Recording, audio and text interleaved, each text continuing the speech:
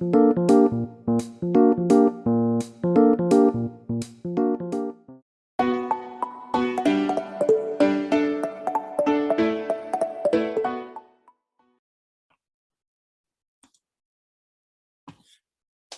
시작해 보도록 하겠습니다. 오늘 세미나는 텍스트 요약에 대해서 좀 준비를 해봤고요. 정보 처리 학회 금년 11월 지난달에 그 논문 게재된 내용이 있어서 그 내용 중심으로 해서 좀 발표 드리도록 하겠습니다. 텍스트 요약 자연어 처리 기계학습에 있어서는 굉장히 좀 하나의 축이 되고 있고요. 최근에 많은 물론 자연어 처리들이 요즘에 굉장히 많이 활성화되고 있고 논문들도 많이 나오고 있고 연구도 많이 되고 있는데 이 텍스트 요약도 마찬가지로 최근에 굉장히 많이 활발하게 연구되고 있는 분야 중에 하나입니다. 내용이 좀 그렇게 재밌는 내용은 아니에요. 하지만 좀 관심 가져주시고 봐주시고 중간중간에 질문 있으시면 바로 해주시면 될 것 같고요. 저도 다 아는 내용이 아니라서 혹시 제가 좀 잘못된 내용이 있거나 틀린 내용이 있으면 또 선배님들께서 바로바로 또 좀 지적해 주시면 좋을 것 같습니다. 자, 텍스트 요약은 크게 두 가지로 볼 수가 있어요. 추출 텍스트 요약, 그래서 익스트랙티브 텍스트 서머라이제이션 이라는 부분이 있고, 다음은 이제 추상 요약해서 어브스트랙티브 텍스트 서머라이제이션, 이렇게 크게 두 가지로 나눌 수 있습니다.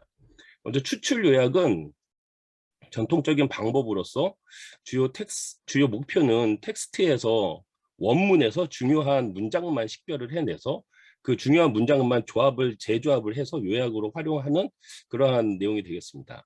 그래서 이것을 통해서 얻은 요약은 원문 텍스트에 정확한 문장이 포함되어 있기 때문에 활용이 많이 되고 있어요. 실질적으로 많이 활용되는 부분들은 밑에 얘기하는 추상보다는 오히려 이 추출 텍스트 요약이 좀 더 많이 활용이 되고 있는 것 같습니다. 다음 추상 요약은 최근 많이 연구가 되고 있는 분야이고, 접근 방식은 컨텍스트를 해석을 해서 새로운 방식, 원문에 존재하지 않는 새로운 문장으로다가 재생산하는 거예요. 핵심 정보가 가능한 짧은 텍스트를 통해 전달될 수 있도록 내용이 들어가야 되고, 또 원문 텍스트에서 어떤 추출한 문장이 아니라 완전히 새로운 문장이 되겠습니다. 그래서 추출 요약보다는 좀 더 진보된 방법이 되겠습니다. 관련된 논문들은 굉장히 많아요. 거의 몇 달 몇십 편씩 나온다고 해도 워낙 학회가 많다 보니까 과언이 아닐 정도로 많이 나오고 있습니다. 넘어가도록 하겠습니다. 추출 요약, 그다음에 추상 요약에 대해서 좀 더 한 단계 좀 딥하게 한번 보도록 하겠습니다. 먼저 익스트랙티브 요약에 대해서는 지금 설명드리는 패턴이 굉장히 주요한 가지가 되는 패턴이에요. 원문이 있으면은 이 원문을 문장 단위로 다 쪼개고 각 문장마다 스코어링을 합니다. 원문에 얼마만큼 내용이 유사한가라는 부분을 스코어링을 해요. 그래서 그 스코어가 높은 문장만 3개면 3개, 5개면 5개 발췌를 해서 상위 n개의 추출 조합으로 해서 요약을 하는 형태가 추출 요약이 되겠습니다. 그래서 이러한 추출 요약에 있어서는 이 스코어링하는 알고리즘이 핵심 알고리즘이 돼요. 얼마만큼 스코어링을 정확하게 잘 해서 정말 중요한 문장만 뽑아낼 수 있느냐, 이게 굉장히 추출 요약의 핵심이 되는 알고리즘이 되겠습니다. 그래서 추출 요약의 방법론이라 그러면은 요 스코어링 방법론이 되겠어요. 자, 그렇다면은 주로 이제 어떤 기법들이 사용되고 있는지 한번 좀 보도록 하겠습니다. 여기서부터 이제 확 재미가 없어집니다. 좀 이해를 해주셨으면 부탁 말씀을 드리겠고요. 먼저 이제는 앞서서 많이 이제 저희들이 세미나를 통해서 얘기했던 내용들이 이제 나오는데요.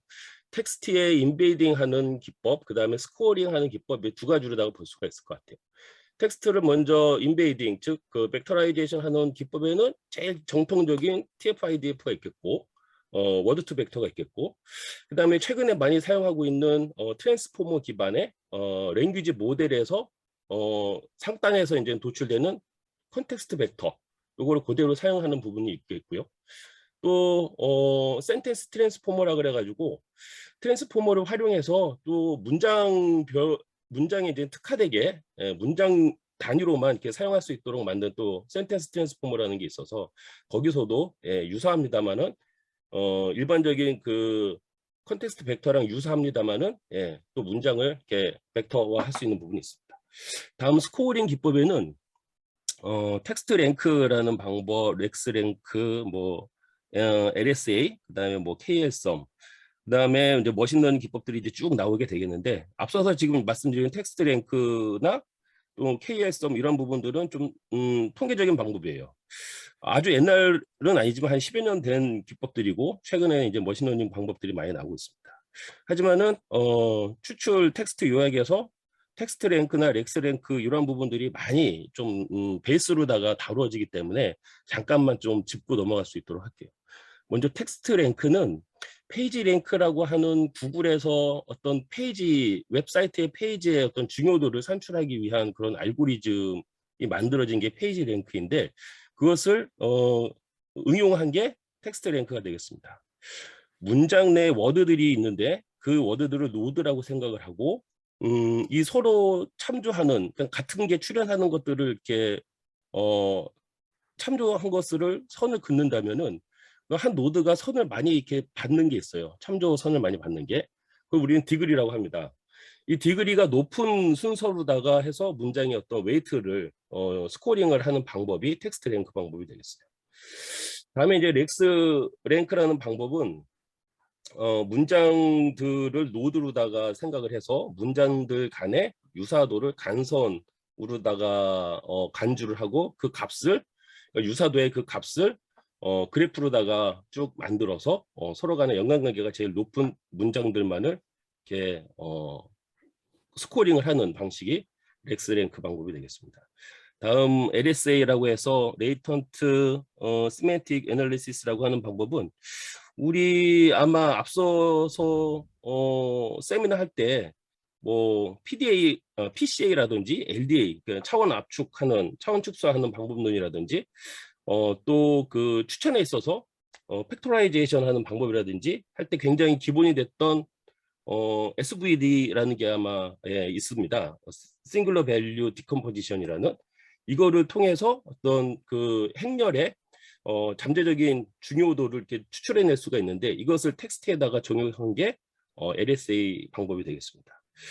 다음 이제 KLSUM이라고 하는 것은 다이버전스를 이용한 건데, 컬백 레이블러 다이버전스라는 거를 이용을 해서, 이 다이버전스라는 거는 두 개의 분포가 있으면 이 두 개의 분포가 얼마나 유사한지를 측정해낼 수 있는 방법론이에요. 다이버전스 방법론들은 굉장히 많아요. 다양해요. 우리가 기계학습에서 많이 사용하고 있는 그 크로스 엔트로피, 이것도 이제는 이런 다이버전스의 방법론의 발전된 하나의 방법이 되겠죠. 이것을 이용한 게 KLSUM이라는 방식이 되겠습니다. 다음에 이제 머신러닝 기법으로 넘어가면은 너무나 많아요. 너무나 다양하고 많기 때문에 뒤에 가서 또 몇 가지 설명을 드리도록 하겠습니다. 지금 이제 텍스트 인베이딩이랑 스코어링 기법이랑 나눠서 설명을 드렸는데, 이거 나눠서 설명드린 이유가 이 두 개를 조합을 하면 돼요. TF IDF로 인베이딩을 하고 그다음에 이제 렉스 랭크에 의해서 인베이딩된 문장에 대해서 스코링을 하고, 뭐 이런 식으로 조합을 하는 겁니다.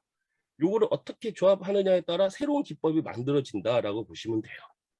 뒤에서 한번 논문들에서 최근에 나와 있는 논문들의 예를 한번 말씀드릴 텐데, 그거를 들어보시면은 저렇게 조합을 하는구나, 뭐 별거 아니네, 이런 느낌이 드실 것 같아요.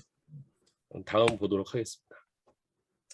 자, 익스트랙티브 텍스트 서머라이제이션 중에 2019년 논문인 레버리징 버트 포 익스트랙티브 텍스트 서머라이제이션 온 렉처스라는 논문을 잠깐만 보도록 하겠습니다. 이 논문은 그 강의 노트 교수님들이 이제는 강의 그 시작하기 전에 학기 초에 이제 쫙 써놓잖아요. 내 강의는 어떤 내용이야라는 거. 그것들을 짧게 요약을 해서 학생들한테 이제 쉽게 이제는 제공해 주는 목적으로다가 이분은 이걸 연구를 하셨더라고요. 여기서 보시면은 기본적인 알고리즘이 버트 모델의 컨텍스트 벡터를 가지고 K-민즈라는 가장 기본적인 클러스터 알고리즘이죠. 이것을 두 개를 합쳤어요. K-민즈는 어떤 벡터들이 있으면은 벡터가 많을 경우에 얘네들을 군집하는 알고리즘인데, 센트로이드라고 해서 이 군집의 어떤 중앙점을 찾아낼 수 있는 그런 알고리즘인데, 이거를 적용했습니다. 그래서 문장들이 여러 개가 있으면은 가장 중심이 되는 문장을 K-민즈를 통해서 센트로이드를 발견을 해내고 가장 중심이 되는 문장을 찾을 수가 있고요.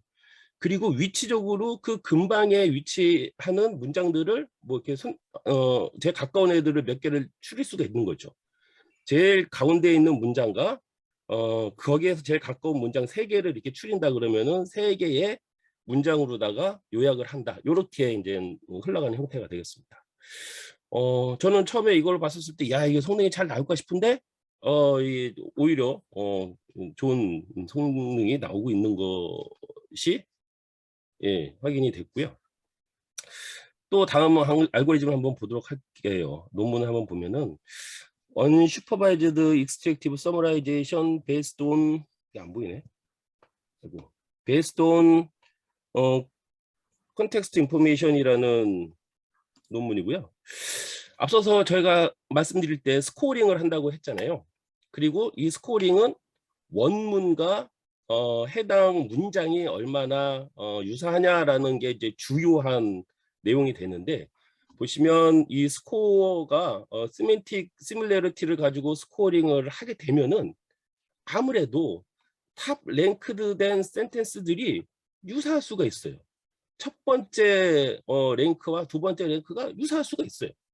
하지만은 이 요약에 있어서 유사한 게 자꾸 겹치는 것보다는 내용이 이제는 충분히 들어가기 위해서는 대표적인 게 하나 들어갔으면 또 다른 게 들어와야지 요약이 좋은 거잖아요. 그런 것에 이분이 착안을 하셨더라고요. 그래서 아래 밑에 보시면은 수식을 잠깐 보시면 입실론이라는 거를 좀 여기다가는 이분은 제안을 했어요. 그래서 이 입실론은 역시나 이제는 I번째 문장과 J번째 문장의 시뮬레리티예요. 그래서 스코어를 하고 나서 그 너무 앞뒤가 비슷한 것들에 대해서는 마이너스로다가 해서 스코어를 이제는 감소시키는 그런 역할을 넣습니다. 뭐 별것도 아닌 것 같지만은 이런 거를 통해서 또 새로운 기법이 되는 거고, 또 성능을 향상시킬 수 있는 거고, 이렇게 추출 텍스트는 어떤 이제 흐름을 갖고 있습니다. 지금 보시는 거는 좀 통계적인 기반이었고요. 다음 2020년에 나왔던 Extractive Summarization as Text Matching이라는 논문 잠깐만 좀 소개를 드리면은, 이분은 매치썸 프레임워크이라는 거를 제안을 했어요. 그림을 잠깐 보시면 맨 위에 보면은 도큐멘트라고 돼 있어서 원문이 되겠습니다. 이 원문을 버트를 통해서 컨텍스트 벡터를 추출하게 되면은 시멘틱 스페이스에서 어떤 한 점으로다가 찍힐 수가 있죠. 위치적으로 생각을 해보면. 그리고 이제는 골드 서머리가 있다 그러면 이미 사람이 이제는 요약을 해놓은 거, 이것도 마찬가지로 컨텍스트 벡터를 추출해서 뭔가 점을 찍으면은 아무래도 원문과 가까운 위치에 놓이게 될 것이다 라는 거예요. 그렇다면은 원문에서 임의적으로 첫 번째, 두 번째, 다섯 번째 문장을 추출해서 3개의 어떤 문장으로다가 요약을 해서 내나 마찬가지로 버트로다가 컨텍스트 벡터를 추출을 해서 위치를 찍어보면은 어느 위치가 될 거고, 이렇게 여러 가지 캔디데이트 서머리들을 여러 개를 만들어서 점을 찍다 보면은 이 원문이나 아니면 이 골드 서머리와 가장 근처에 있는 위치한 어떤 이 캔디데이트 서머리를 선택을 할 수가 있게 되는 거죠. 이런 식으로 해서 또 추출 요약을 하는 이런 방식이 있습니다. 넘어가도록 하겠습니다. 자, 그러면 이렇게 요약을 했다 그러면 이거를 성능 측정은 어떻게 하느냐? 가장 이제 대표적인 성능 측정 방법은 러치의 방법이에요. 이 방법은 러치 1, 2, 뭐 러치 L 이런 식으로 얘기하는데 밑에 잠깐만 보시면은 Ng이라고 되어 있는데 우리가 또 이렇게 Ng이라고 그러면은 예전에 뭐 글자 단위랑 조금 헷갈려요. 그래서 N워드 뭐 이렇게 생각하면 될 것 같아요. 아니면 N토큰 이렇게 생각하면 될 것 같아요. N워드 기반으로 두 요약문 사이, 두 요약문이라고 하면은 골드 서머리, 사람이 해놓은 요약이랑 또 기계가 한 요약이랑 요 사이의 유사도를 계산을 하는 방식이에요. 그래서 사람이 한 요약에 나오는 단어들과 기계가 한 요약의 단어들이 얼마나 많이 출현 빈도가 있느냐를 보시면은 됩니다. 밑에 보시면은 여기 프리시전 리콜이 있는데 양쪽 모두 일치하는 단어의 개수 이렇게 돼 있잖아요. 예, 그래서 이거를 가지고 측정을 하는 거예요. 예, 러치 1이라고 하면은 한 개씩만 맞으면 돼요. 그러니까 다시 얘기를 드려서 러치 2라고 하면은 연속된 두 워드가 같아야 돼요. 그다음에 러치 1이라고 하면은 연속은 필요 없고 그냥 출연만 하는 게 같으면 돼요. 만약에 러치 3 그러면은 세 워드의 출연이 똑같아야 돼요. 순서적으로 똑같이 나와야 되기 때문에 점점 이제 이거는 스코어가 떨어지는 현상이 나타나겠죠. 예. 그런 식으로 측정을 합니다. 러치 L이라고 하는 것은 원문과 또 이 요약문사 그러니까 사람이 요약한 것과 기계가 요약한 것 사이에 출연이 가장 길게 공통적으로 나타나는 거를 얘기를 해요. 예. 그래서 프리시전에 보면은 최장 공통 부분 수열의 길이 이런 식으로 나가 되어 있습니다.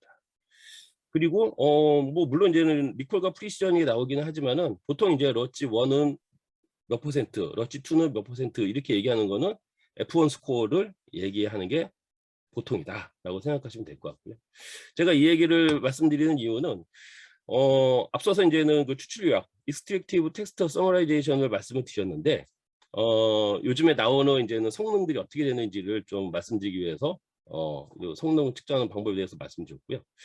지금 보시면은 데이터셋이라고 해서 CNN 데일리 메일이라는 곳에 적혀져 있는데 CNN 뉴스 또 데일리 메일이라고 하는 그 뉴스 이렇게 해주는 게 있나 봐요.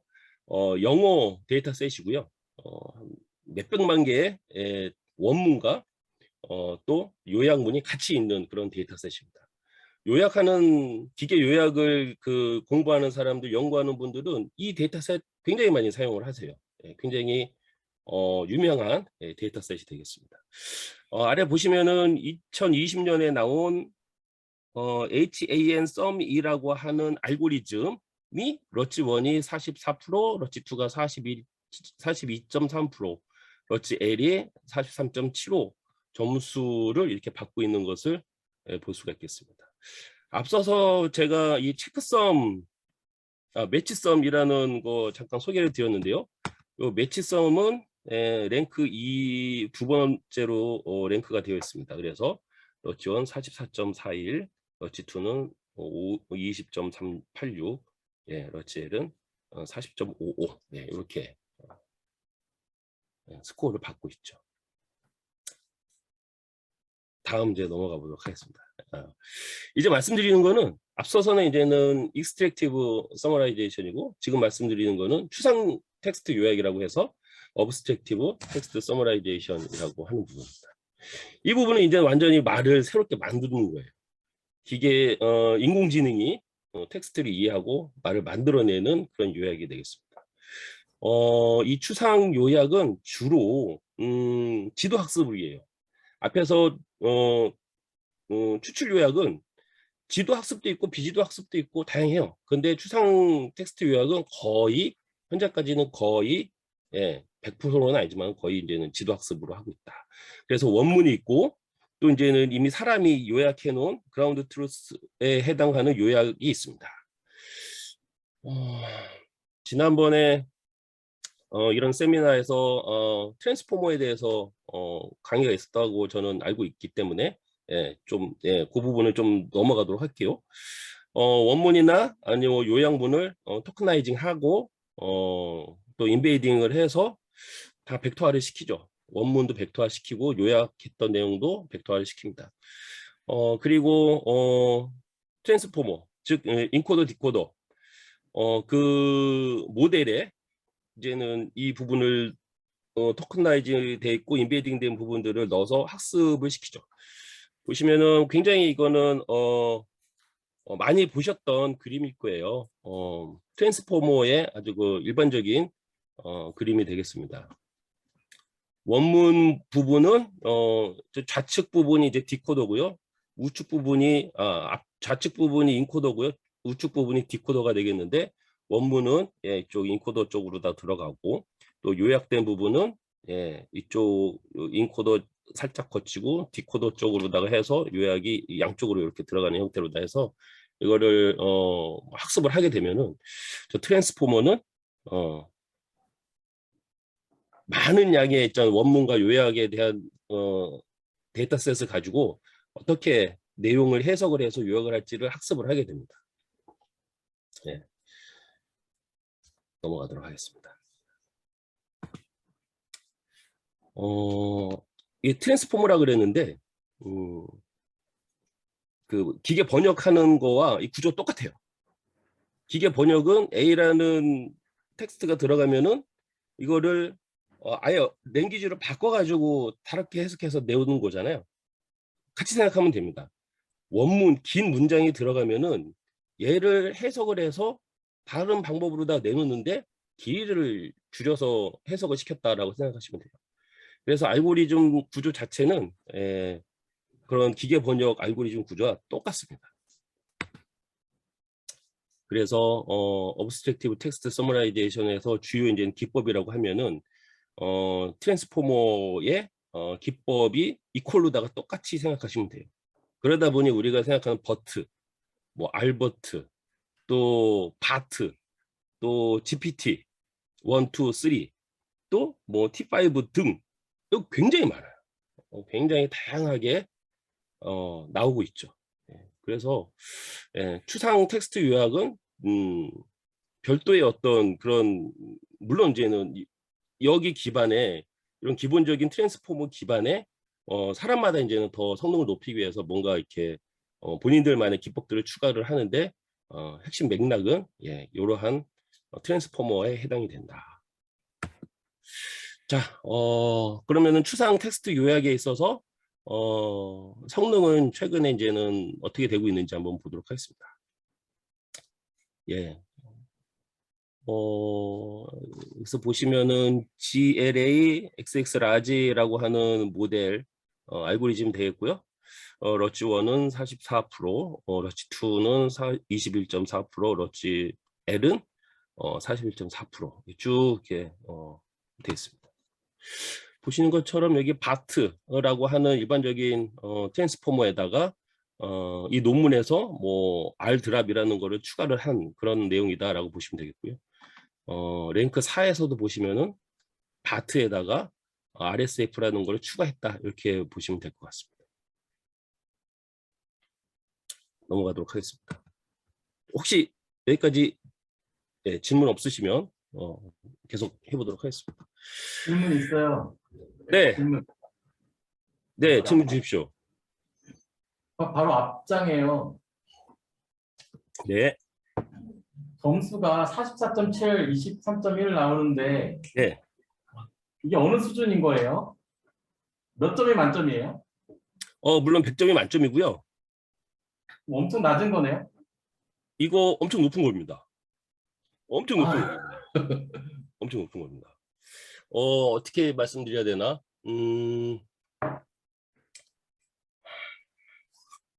보통 뭐 헤드 3라고 해가지고 맨 처음 3개 라인 원문에서 첫 3개 라인을 그대로 요약으로다가 간주를 하고 사람이 요약한 거랑 비교를 하면은 러치 1이 30%대가 나와요.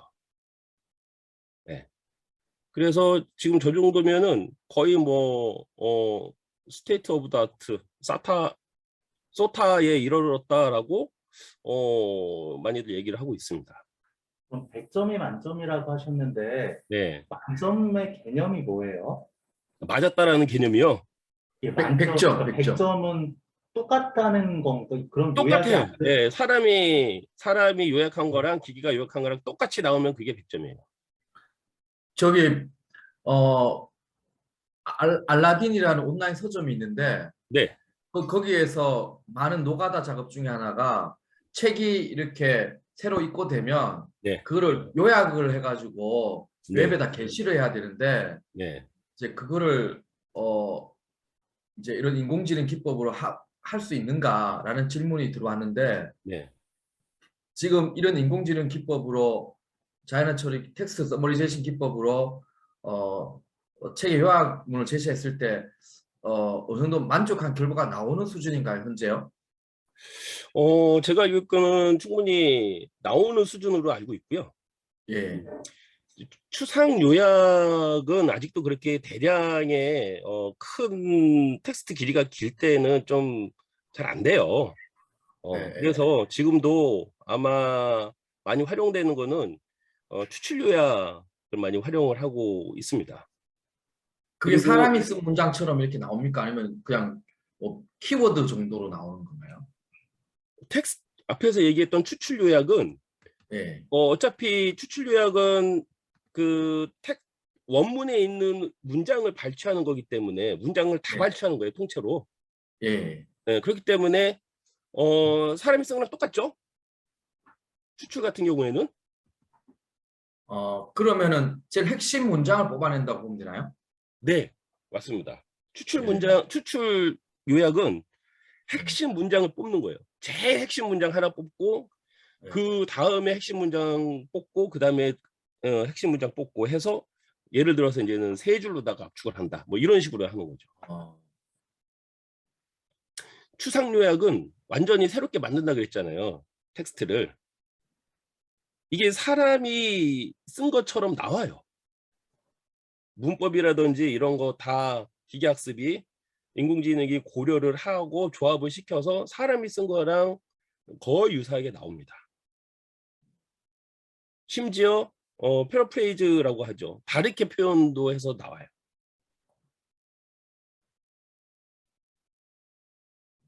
근데 그게 이제 웹에 그러니까 이제 그래서 온라인 서점에서 이 책의 요약을 이거다라고 이렇게 했을 때 사람이 했는 것보다 나으면 낫는지 낫다고 하면 제가 볼때 당장 도입할 것 같은데.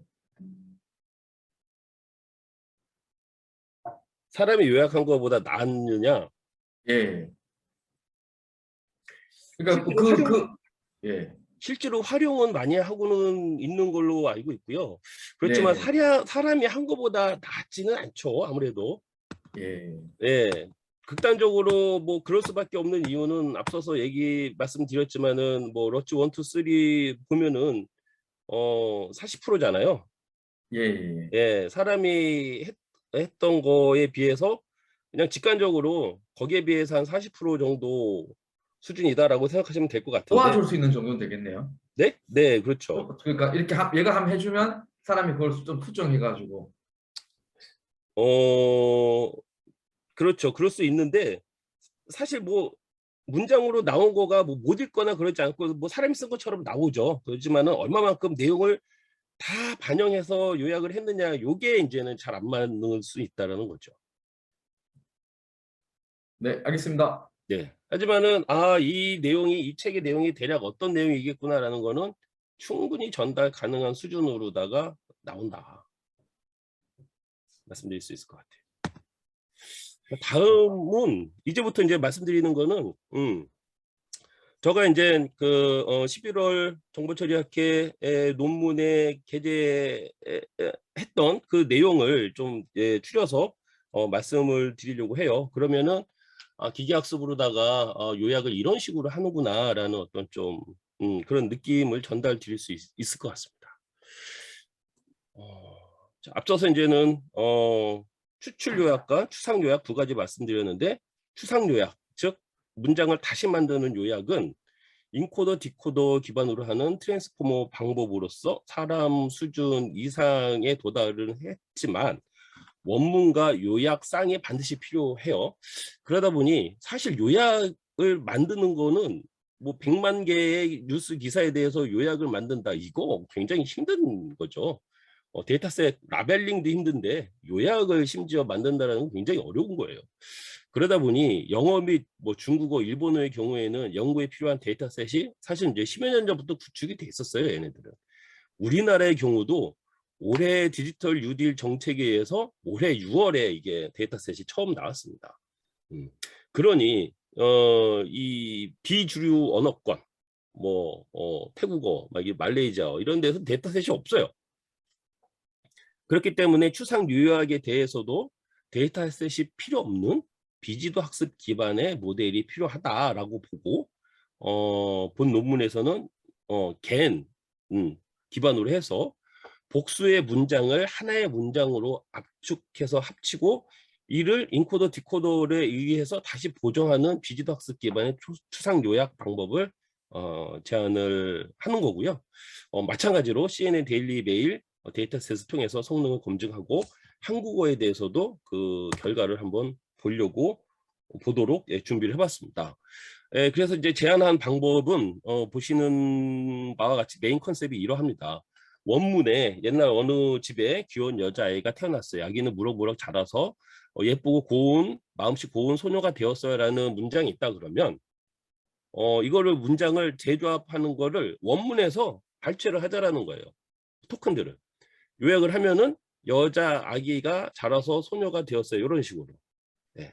나머지는 이제는 버리자. 그러면은 이건 추출 요약이랑은 또 틀려요. 추출 요약은 아예 그냥 그 문장의 통째로 가는 거거든요. 예. 근데 예. 이거 지금 이 방법은 어떻게 보면 추출이랑 또 추상이랑 이렇게 버무려 놓은 그런 방법 비슷하다라고 생각하시면 될 것 같습니다.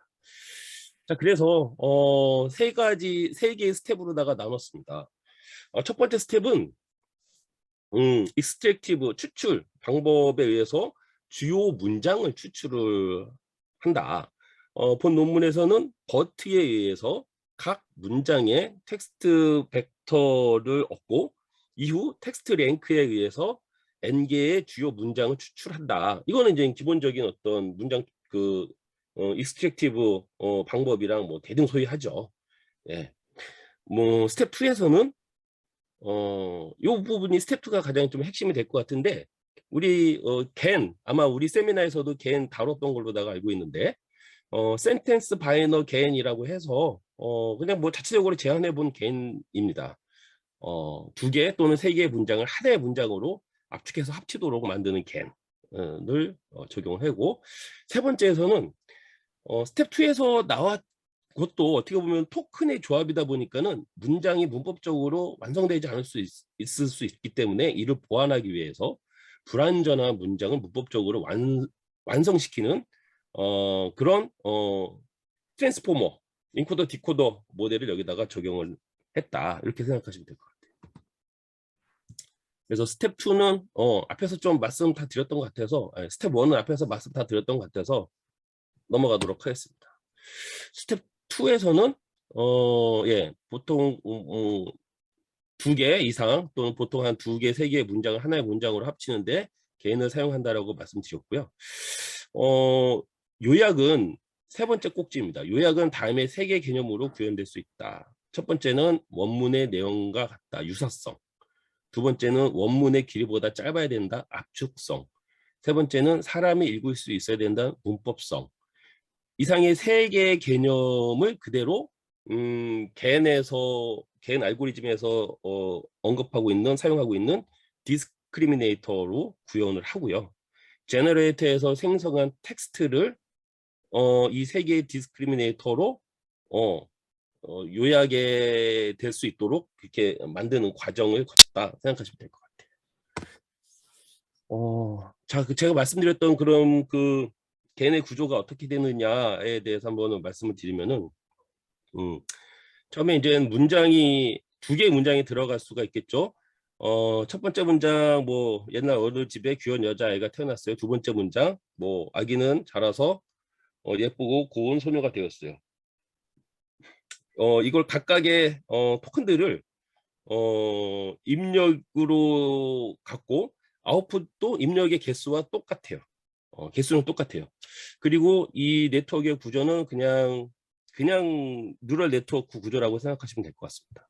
그러면 아웃풋에서 나올 때 첫 번째 토큰은 요약에 사용할 만하냐 안 하냐라는 확률이 나와요. 여기 보시면은 파란색 0.32 이런 식으로. 두 번째 같은 경우에는 얘는 필요 없어 뭐 이런 식으로다가 이제 확률이 나올 텐데 처음에는 당연히 학습이 안 됐기 때문에 엉망으로 나오겠죠. 그런데 뒷단에 있는 디스크리미네이터가 얘네들을 계속 조절을 시켜줘서 나중에는 필요한 학습에 필요한 요약에 필요한 토큰들에 대해서만 이렇게 이제는 플러스 값으로다가 올라가서 걔네들만 발췌를 하게 되면은 조합이 된다라는 개념이다라고 생각하시면 될 것 같습니다. 그래서 디스크리미네이터는 앞에서 말씀드렸던 것처럼 문법, 그라마 디스크리미네이터, 그다음에 유사성, 시뮬레리티 디스크리미네이터, 그다음에 얼마나 압축을 하느냐에 따라서 컴프레션 디스크리미네이터 이렇게 세 가지가 돌아간다 보시면 될 것 같습니다. 예. 그래서 먼저 이제는 텍스트 제너레이터에 해당하는 거는 그냥 뉴럴 네트워크 일반적인 뉴럴 네트워크를 그대로 사용했다라고 말씀드릴 수 있을 것 같고요. 인풋 레이어는 2개 문장이면 2개 문장 아니면 3개 문장이면 3개 문장에 해당하는 전체 토큰의 개수에 해당하는 차원이 인풋 레이어에 되겠고 처음에는 뭐 랜덤 값이 입력이 되겠죠. 예. 네. 네, 뭐 앞에서 다 설명드린 것 같아가지고 이거는 넘어가도 될 것 같아요. 자, 그다음에 그라마 디스크리미네이터는 이제 문법적으로 얘가 맞느냐 틀리느냐를 구분해 주는 애예요.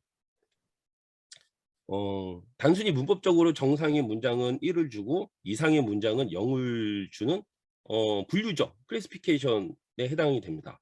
버트로 구성을 하고요. 한국어 신문 기사 또 사설 잡지에서 문장 100만 개를 추출을 해서 본래는 정상 문장이죠. 근데 이상 문장은 만들기 쉬워요. 그냥 어절들을 임의로 다 섞어서 집어넣으면 문장이 이상해지잖아요. 걔네들은 이상 문장이다라고 만들어서 학습을 시키면 됩니다. 그러면 얘는 정상 문장, 이상 문장이라는 거 뭐 99%의 성능으로 클래시피케이션 할 수가 해줘요. 워낙에 버트 알고리즘이 훌륭한 알고리즘 때문에 이거는 이렇게 구분을 잘 할 수가 있습니다. 다만 이제 여기서 정상이냐 아니냐를 쓰는 게 아니라 정상이면 얼마나 정상이고 이상이면 얼마나 이상이냐라고 하는 소위 말해서 이제는 그 컨피던스 값을 여기서는 디스크리미네이터의 아웃풋으로다가 사용을 합니다. 다음 이제 시뮬레리티 디스크리미네이터는 두 문장이 얼마나 가깝느냐를 측정하는 거거든요. 앞서서 말씀드렸다시피 버트 알고리즘을 통해서 컨텍스트 벡터를 추출한다 그랬는데 768차원이에요. 한 문장마다 768차원의 벡터들이 나오는 거예요. 이 벡터들은 당연히 이제 코사인 시뮬레리티를 구해서 거리를 가깝냐 뭐냐를 구할 수가 있겠죠. 그래서 시뮬레리티는 이런 식으로 구합니다. 역시 뭐 버트가 워낙 훌륭한 알고리즘이기 때문에 구해지죠. 다음은 이제 컴프레션 디스크리미네이터라고 해서 압축 문장을 이제 짧게 만들어주는 디스크리미네이터. 그래마와 또 이 시뮬레리티를 계속 향상시키면은 입력했던 텍스트와 같아져요. 입력한 텍스트는 사람이 써는 텍스트이기 때문에 뭐 문법성도 완벽하고 입력한 텍스트와 아웃풋이 같다 그러면 당연히 시뮬레이터로도 뭐 좋죠. 그렇기 때문에 요약을 해주는 이 디스크리미네이터가 역할을 해줘야 됩니다. 세 번째 꼭지를 보시면 컴프레션 디스크리미네이터는 토큰들의 값을 마이너스 1, 즉 안 쓰는 애들로 낮추는 그런 역할을 해요. 그런 적대적인 역할을 얘가 하고 있습니다. 그래서 제너레이터에서 생성하는 그 차원과 동일한 차원의 다른 그 텐서들을 마이너스 1로다가 채운 다음에 민 스퀘어 에러 그 로스 펑션으로다 학습을 시키면은 다 밑으로 마이너스 1로다가 만들려고 하죠. 이 학습은. 예. 그러다 보니 이제는 그 그라마가 맞아야 된다라는 거와 또 유사성이 높아야 된다라는 거, 그다음에 압축하려고 하는 애들 얘 세 개가 막 싸우는 과정이 이 학습 과정에서 일어나요. 예. 그러면서 어느 정도 압축도 시키고 또 어느 정도 문법성도 확보를 하고 어느 정도 유사성도 확보를 하는 그런 텍스트가 여기서 나오게 되는 그런 구조로 설계를 한 내용이 되겠습니다. 자, 얘를 이제는 학습은 시키려면 어떻게 해야 되느냐? 기계학습은 목적 함수라고 그러죠. 로스 펑션을 어떻게 만드느냐가 사실 뭐 알고리즘의 거의 핵심이죠. 예. 그래서 얘를 지금 목적한 대로 설명드렸던 대로 학습이 이루어지기 위해서 예, 목적 함수를 이제 만드는 과정이 되겠습니다. 본래는 gen이라는 알고리즘의 목적 함수가 맨 앞줄에 보이시는 것처럼 이래요. 하지만 여기는 제너레이터와 디스크리미네이터 한 개씩의 경우이고요. 지금 제안한 방법 같은 경우에는 디스크리미네이터가 3개예요. 제너레이터는 1개이고. 그러다 보니 이거를 다 섞어버리면 좀 복잡하게 길어져요. 예. 그런데 지금 이 학습은 슈퍼바이즈 러닝이 아니라 언슈퍼바이즈 러닝이거든요. 그래서 요 함수에서 목적 함수에서 보시면은 요 2의 x 밑에 이렇게 있는 부분, 요 부분이 그 실제 요약에 대한 익스펙테이션이 되겠는데 사실 이 부분은 없잖아요. 지도 학습이 아니기 때문에. 그래서 요 앞단에 있는 부분들이 다 날라가져요. 필요가 그러니까 학습에 여기로 관여를 할 수가 없어요. 그래서 저 부분은 앞단은 다 날라가고 뒷부분만 이런 식으로 남는 이런 형태가 되겠습니다. 다시 한번 다음 부분 보도록 하겠습니다. 그런데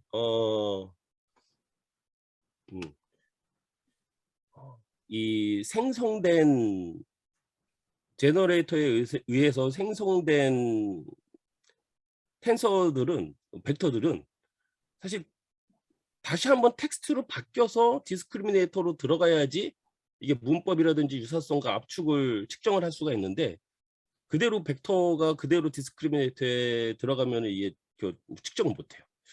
그러다 보니까는 이 중간에 이거 텍스트로다가 다시 바꿔주는 그런 함수가 하나 들어가야 돼요. 예. 근데 이게 이렇게 들어가 보면은 이게 미분이 안 돼요. 예. 그냥 그 리니어한 펑션, 목적 함수 자체가 리니어한 펑션이 되지가 않고 중간에 그냥 팍 띄어버리는 그런 펑션이 돼가지고 이 미분이 불가능한 상황이 돼버립니다. 그래서 우리가 많이 쓰는 크로스 엔트로피 그런 로스 펑션이라든지 이런 거를 적용을 못 해요. 그러다 보니 이 부분에 있어서는 와서스테인 겐이라는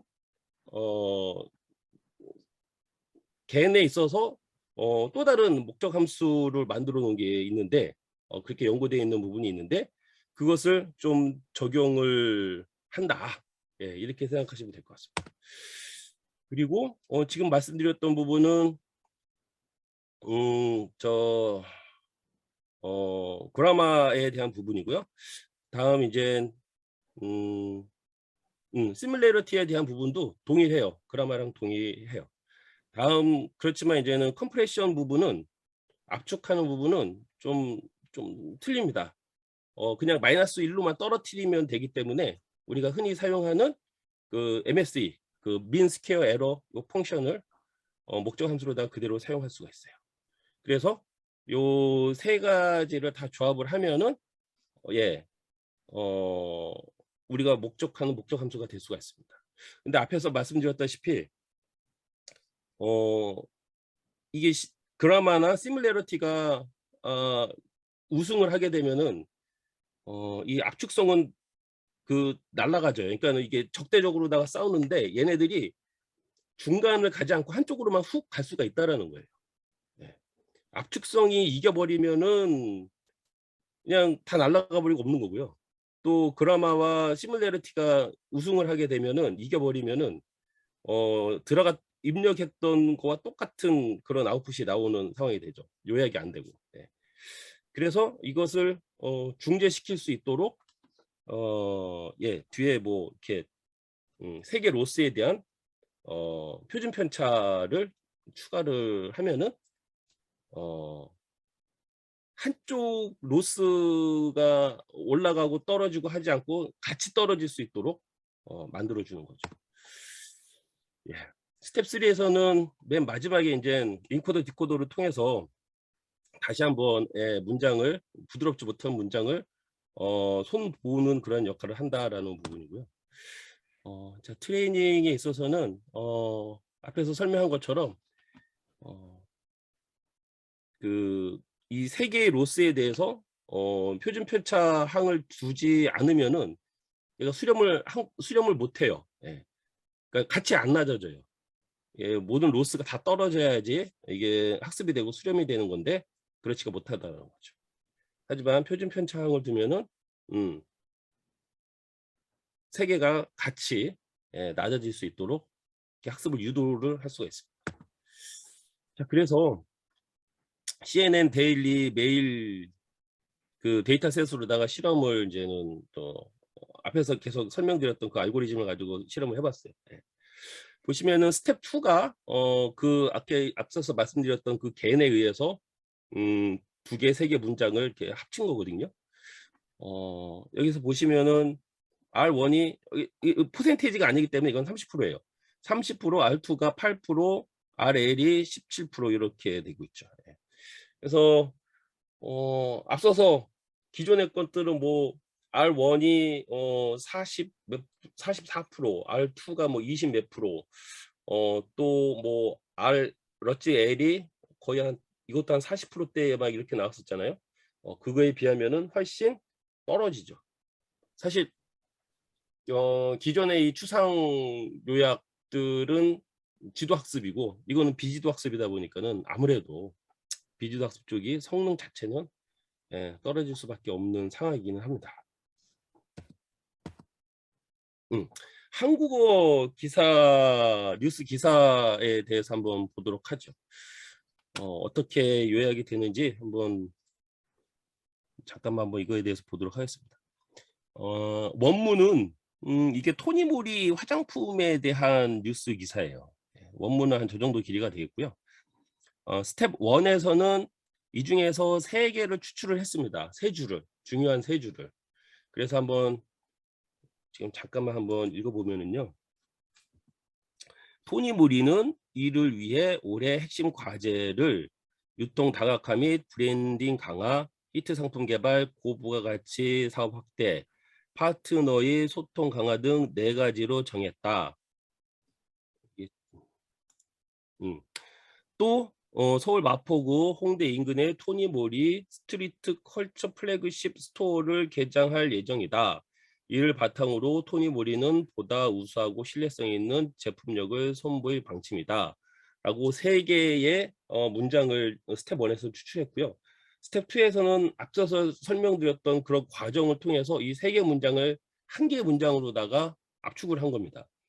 토니모리는 위해 및 브랜딩 등 4가지로 정했고 마포구 홍대 스트리트 플래그십 스토어를 개장할 예정이고 토니모리는 우수하고 신뢰성 제품력을 선보일 방침이다. 이렇게 약간 어눌하죠. 좀 어눌하죠.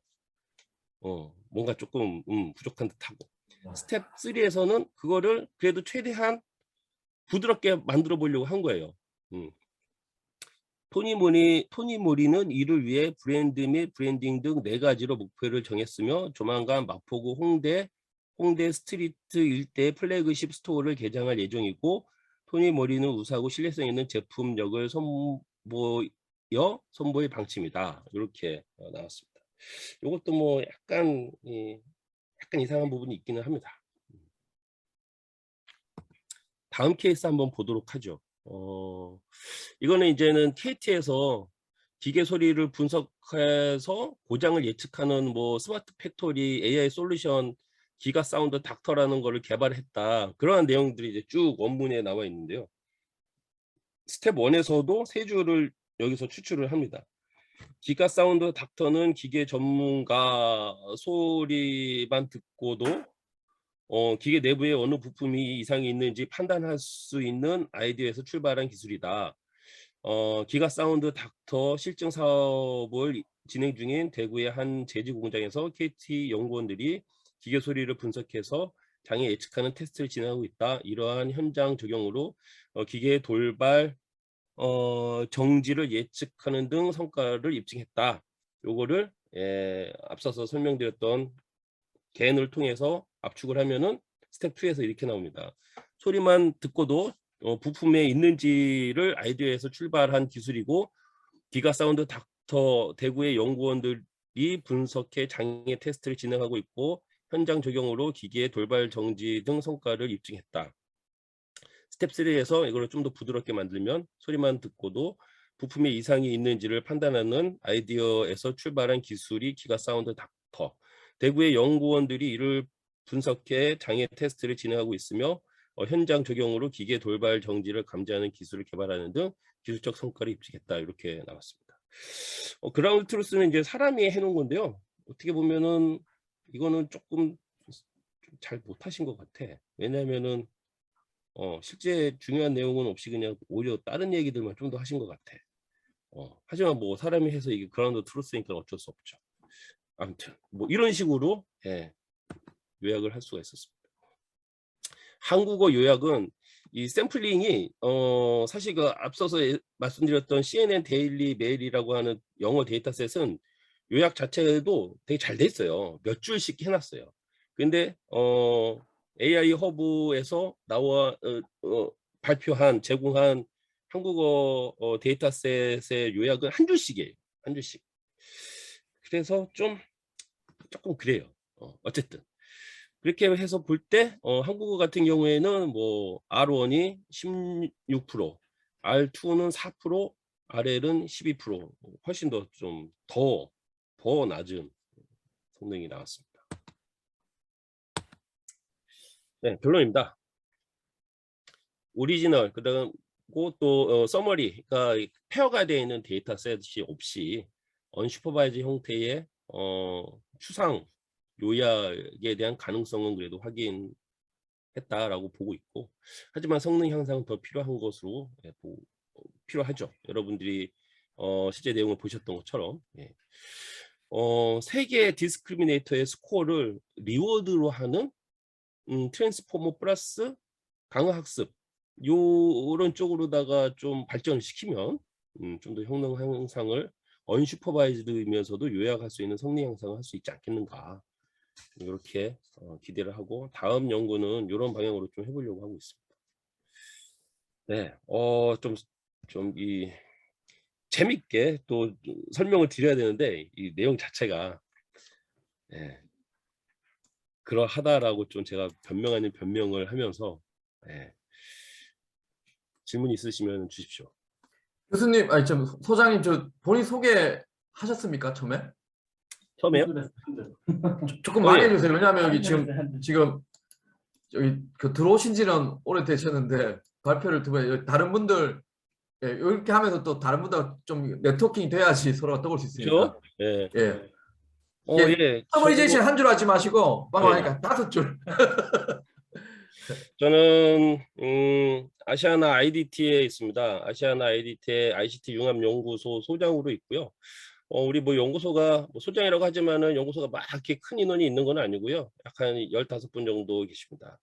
저희 연구소는 주로 금호 아시아나 내에 있는 그 데이터 분석해야 되는 부분들, 그다음에 AI 관련된 부분들에 대한 업무를 좀 하고 있고요. 또 IoT 관련돼서도 IoT 디바이스 개발이라든지 이런 부분 업무를 하고 있습니다. 그래서 아시아나 항공 관련된 뭐 이런 AI 적용한 사례들도 있어요. 혹시 이제 기회 되면 그런 부분들도 한번 공유하면은 지금 내용보다는 좀 더 재밌지 않을까 생각을 하고 있고요. 또 옛날에는 금호 타이어 쪽 어떤 데이터 처리 분석 관련된 부분들도 업무들을 많이 했었습니다. 2015년, 16년 사이에 박사과정을 했고요. 그 이후에 뭐 팀장이 되는 바람에 변명입니다. 예, 팀장이 되는 바람에 박사 다 논문까지 하지 못했고 현재 수료 상태입니다. 그래서 지금 아까 말씀드렸던 그 논문도 과정 중에 하나예요. 저거 좀 빨리 내고 다음 논문도 내고 해서 박사 과정을 좀 마쳐야 되겠죠. 예. 예, 여러분들께서 좀 많이 지도도 해주시고 알려주시고 해서 도움 주시길 좀 부탁 말씀을 드리겠습니다. 네. 네. 질문 있습니다. 네. 질문 있다고 합니다. 예. 예, 이 자연어 처리를 하면서 지금 유사성, 문법성, 압축성 이 세 가지 핵심 네. 그 기능들인데요. 네. 이거에 어떤 비중이 있나요? 지금 예를 들어서 뭐 하나 전체가 1이라는 최종 타겟이 나왔을 때 그런 네. 유사성은 어느 정도 아니면 문법성은 어느 정도 그다음 압축성은 어느 정도로 생각하고 이거를 계속 우리가 고민을 해야 될 건지. 네. 아닙니다. 거기 이게 그 각각 로스에 대해서 비중을 강제적으로 둘 수 있어요. 뭐 나는 유사성을 제일 높게 볼 거야. 거기다가는 뭐 1 그대로 주고 뭐 그라마에서는 뭐 0.5만 주고 압축성에서는 뭐 0.3만 주고 뭐 이런 식으로다가 둘 수 있어요. 그러면은 압축은 많이 안 하는 거죠. 예. 근데 지금 같은 경우에는 거기다 비중을 두지는 않았어요. 그냥 이 알고리즘 자체적으로 아웃풋이 나오는 것을 볼 수 있도록 그냥 했습니다. 예. 비중을 따로 두지는 않았습니다. 네, 잘 알겠습니다. 네. 질문. 조금 전에 그 비중을 따로 안 뒀다는 게 34쪽에 말씀하셨던 그 리워드를 주겠다. 그게 향후 연구 과제로 말씀하신 거 맞아요? 네. 향후 연구 과제로다가 말씀드렸던 부분은 이거를 겐이 아니라 강화 학습으로다가 해보자라는 방안이고요. 강화 학습은 그 리워드를 줘야 되잖아요. 그 리워드를 어떻게 계산할 거라는 부분에 있어서 예, 그 문법성, 유사성, 요약성 요거를 리워드로다가 해서 강화 학습을 진행할 수 있지 않겠느냐. 예, 현재로서는 그냥 계획입니다. 생각입니다. 예. 또 있는데 네. 여러 가지라서 하나만 물어볼게요.